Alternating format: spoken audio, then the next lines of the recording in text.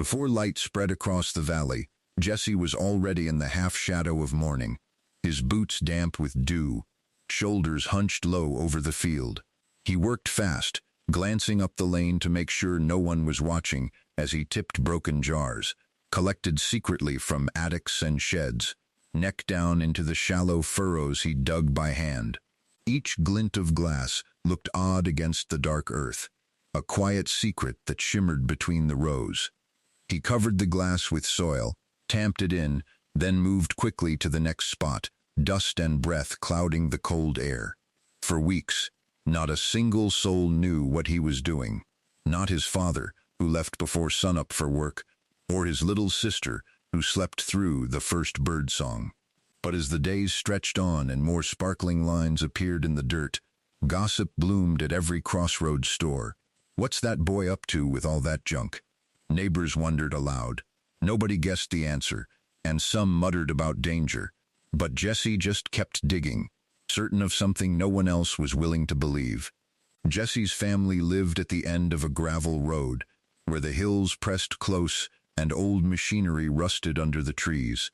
Their fields edged up against forgotten fence rows, wild with milkweed and goldenrod.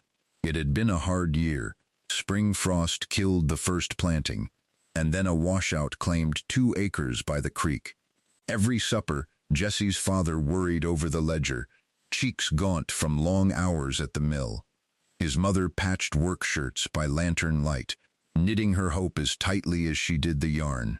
Jesse was the youngest, old enough to see the fatigue in his parents, but too young to steer the farm's future. What he lacked in size he made up for in curiosity. Jesse built things from scraps when he was small, wind spinners from bottle caps, tiny sailboats from cracked pie pans. He'd spent whole afternoons with his grandmother in the garden, listening to yarns about ancient sunlight. She believed glass buried near roots warmed the earth and helped seeds awaken early. Her voice would drop to a whisper when she told him about catching the sun underground, and laugh when neighbors dismissed her ideas as so much foolishness. After she'd gone, that faith in hidden warmth stuck, refusing to let go, especially when the world felt cold and old answers didn't seem to work anymore. That spring, the town was haunted by a bad run of luck. In every patch of earth from the Andersons' cornfields to old Mrs. Riley's garden plants sprouted thin and pale, yellowing almost before they left the ground. Talk at the diners centered around soft, rotten roots or leaves curling oddly, a creeping illness no one seemed able to outrun. Some blamed the sodden weather, others swore it was the new seed varieties or leftover blight from years past. Most stuck to what they knew, trusting deeper tilling or heavier fertilizer, certain if they kept with tradition, things would right themselves. But Jesse watched the soil itself, eyes sharp for the smallest shift underfoot. Sitting at the schoolhouse window, he read about capillary action, how water and light could travel below ground. He remembered his grandmother's tales and started to wonder if those stories hid something more than just hope, if glass really could concentrate sunlight where roots felt it most. Nobody listened when he mentioned it at home. His father's patience was worn through, and the neighbors were busy shaking their heads. Still, Jesse kept asking questions, tracing the line where old logic and quiet science might meet, determined to find what everyone else was too tired or proud to look for. The first rows Jesse planted looked more like a mess than a miracle. Awkward mounds sagged where the glass jars rested, their mismatched shapes jutting through thin soil. Sun caught the edges, making sharp flashes no one could miss. The neighbors who passed by in the evening pulled their trucks to the shoulder, rolling down windows to shout, planning to grow bottles, son? Even his own father, worried eyes hidden beneath a ball cap, warned, you'll cut yourself bad, or break a plow.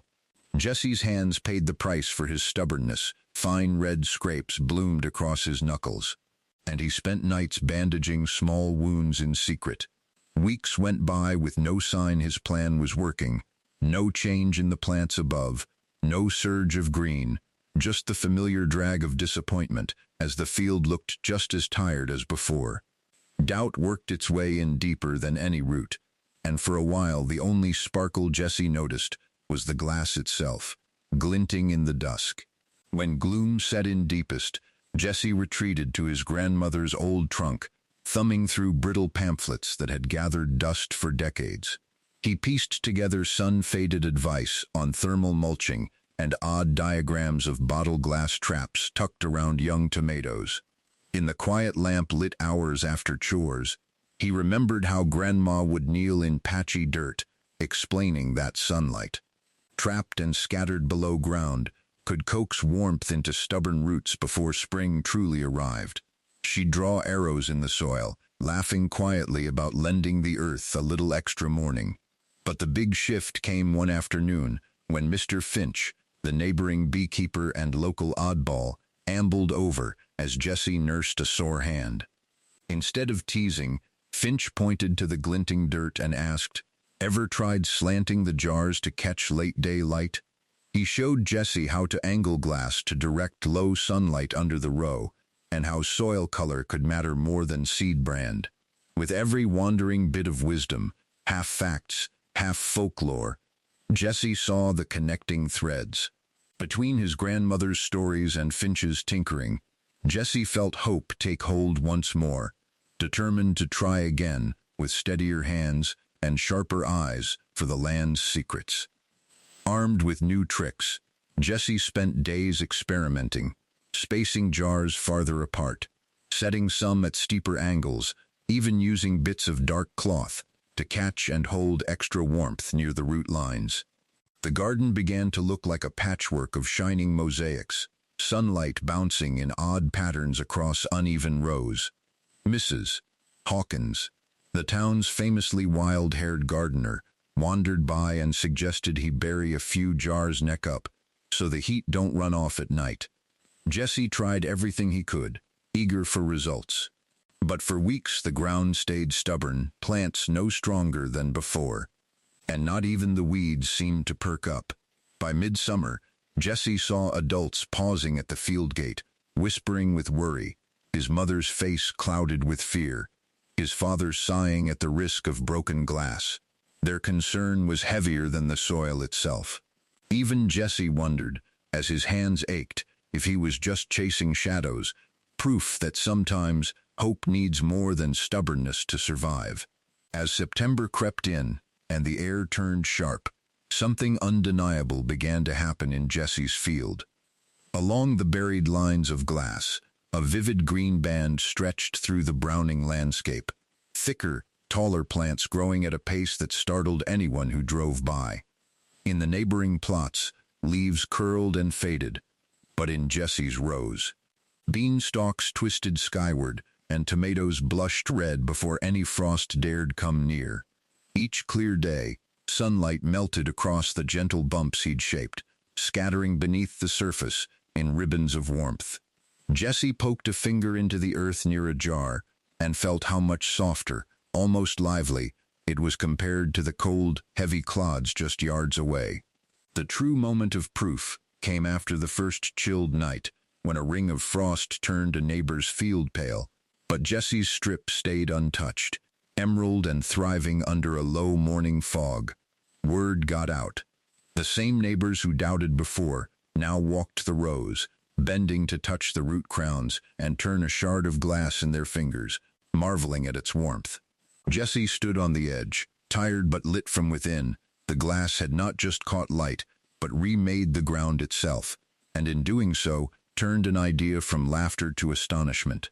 By the time harvest season rolled through, Jessie's once mocked strip had become the talk of 3 counties. Pickup trucks lined the gravel road, their drivers out, boots crunching across the edge of the property as they leaned close to see if the miracle was real.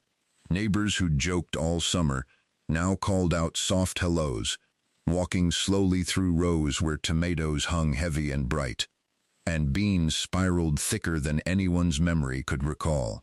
A few brought notebooks, eager to sketch diagrams of jar placement, asking Jessie for the details he used to hide with clumsy embarrassment. Curiosity melted into admiration. The local newspaper printed a front-page story about the boy and his glasswork, while extension agents came out, scratching their heads and testing the warm, loose soil themselves.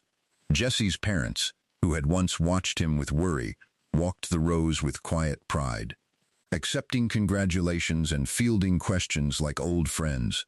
Before long, new glass collections appeared piled at the corners of other farms, empty jars now seen not as trash, but as a hope that clever hands could coax something new from the land after all.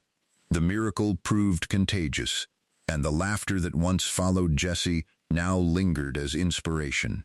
Long after the first frost and the last jars were buried, Jesse's story echoed beyond his own fields. Where neighbors once saw only junk, they now saw possibility, broken glass that could warm a root, old stories with a sliver of truth, even half-crazy experiments that sparked something alive in tradition-bound soil. The lesson stretched further than any harvest tally. It lingered in the realization that waste, reimagined, can become a tool, and that real progress sometimes starts with a whisper no one wants to hear.